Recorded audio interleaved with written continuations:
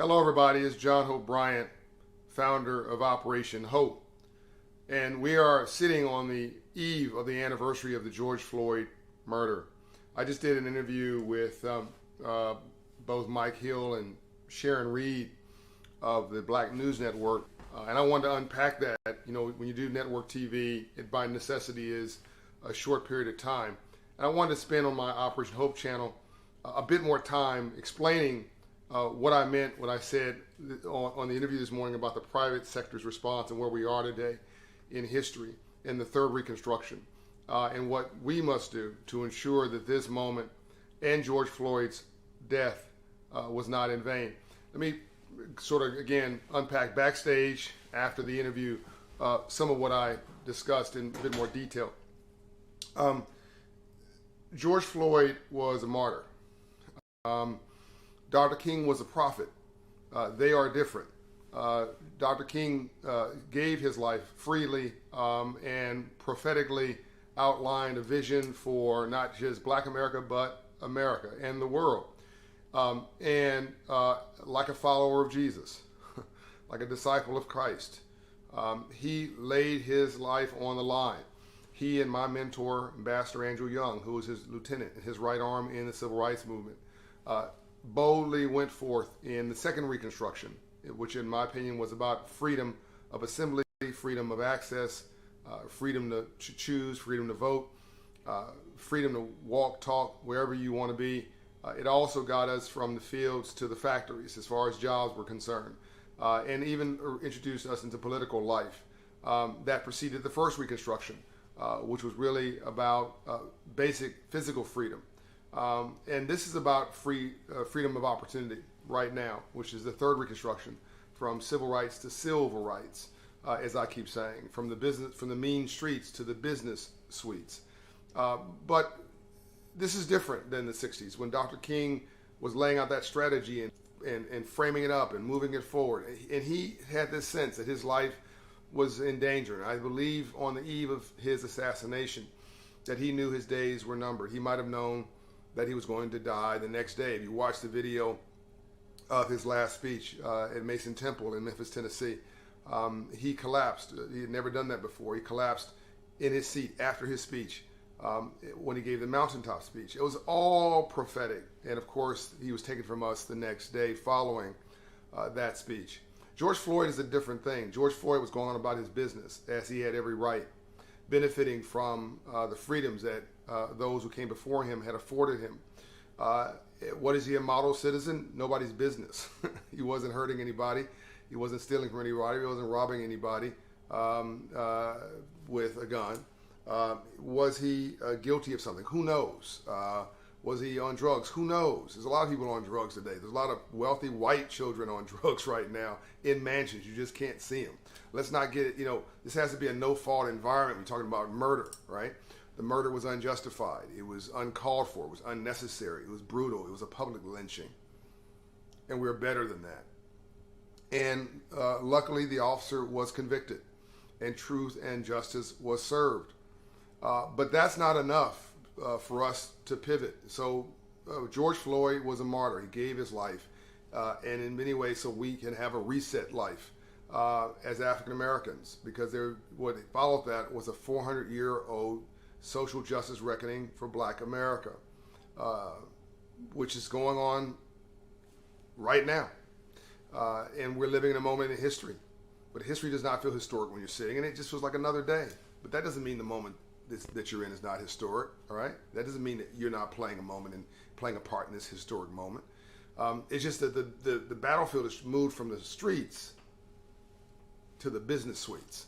And that's why you're seeing these diversity and inclusion officers being hired everywhere in corporations. That's why you're seeing 35, this is what the interview was about this morning, $35 billion invested, commitments for social justice and to Black economic empowerment in the last 8 months or so by corporations, which I applaud, by the way. And I want to see more. I'll get back to that in a moment. But back to George Floyd in this moment. George Floyd, again, was a martyr. And many, really, the 500,000 people plus who died from COVID were martyrs. Think about what's going on now in the last 8 or so months. You've had the largest health pandemic since the Spanish flu, which, luckily we're battling back with proper management from the Biden administration. So I commend them for that.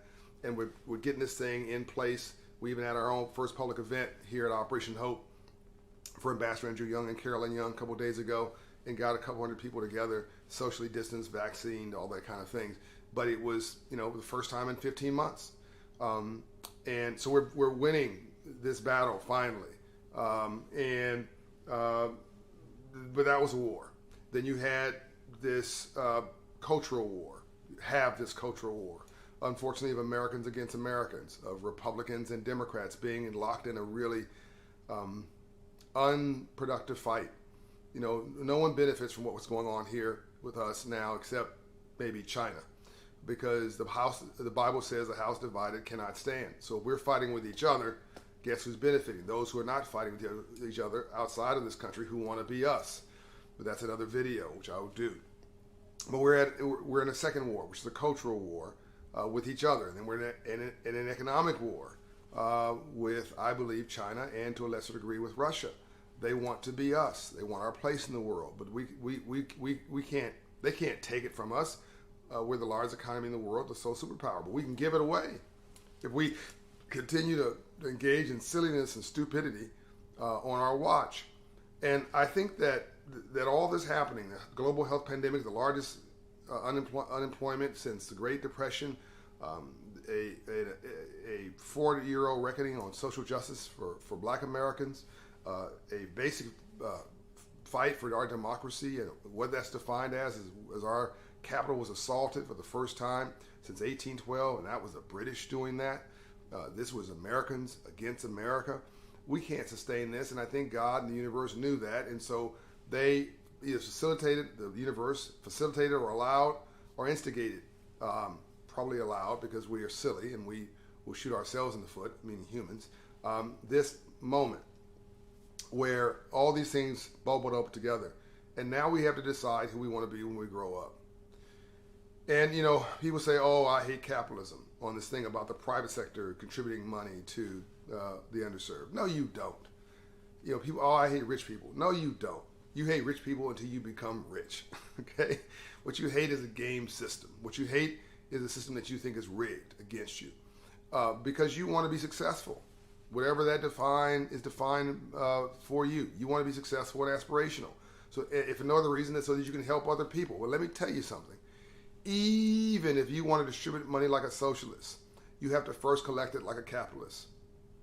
Okay? So we have to understand this system and how it works. I put that in my book, Up From Nothing. I went into great detail talking about the 5 pillars of success, which if you follow those pillars of success, no matter where you are and who you are and where you're from, you can be successful. There's been 3 groups that have been left behind to this day since the founding of this country.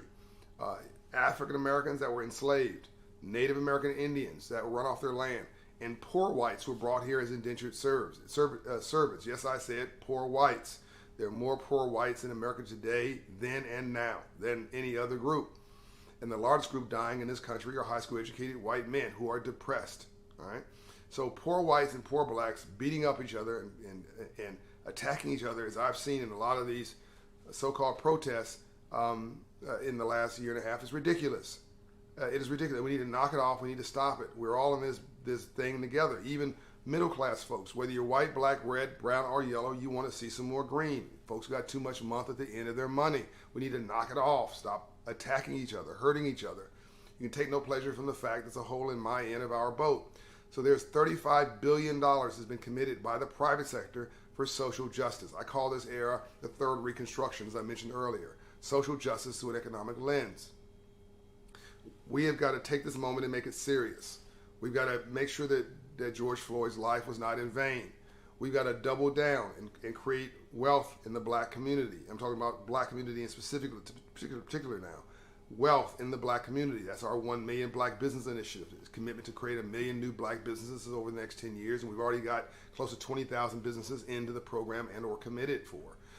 We've got to create financial literacy for all. We just launched that initiative with some of the biggest companies in America. My co-chair, Doug McMillan, CEO of Walmart, last week.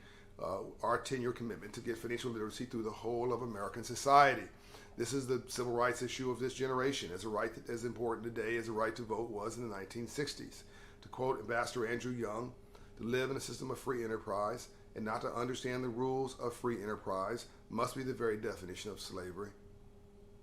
And then we need to get corporate inclusion. We've got to get folks who look like me and women and others up and through corporate America so that we have equity and parity and fair play. I mean, how do most people get their jobs? The career shots, an internship, an apprenticeship. Through what? A relationship. Somebody says, hey, I think you're a smart young man, young woman. Let me give you a shot. And they bring them into the company. It's not because they had a great resume. It's because they have a great relationship. Well, if you're white, you tend to know somebody who's white. I mean, it's not racism. It's sort of common sense. And you're going to bring them into the company. It's your cousin's friend. It's your brother's friend's daughter, whatever. And if you're black or you're brown or you're women, you're going to tend to probably focus on people who look like you to also bring them in the company. It's not a racist thing. It's human nature, right? It's not discrimination in a malicious way. It's human nature. And we need to have everybody at the table. Why? And why does this not hurt our white brothers and sisters? Because we're not talking about a zero-sum game. There are 4 things that have not reversed course in the history of this country. The stock market, real estate values, GDP, gross domestic product, and the future aspiration of a college-educated 55-year-old white man. They've never reversed course. They've only done better. So we're talking about expanding the table and adding a chair. Expanding a table and adding a chair, to quote my friend Stephanie Rule. There's enough room in this dream for all of us. In fact, this dream cannot survive without all of us at the table. I'm out. John Hope Bryant, let's really take this moment and grow it as if our life depends on it, because it does.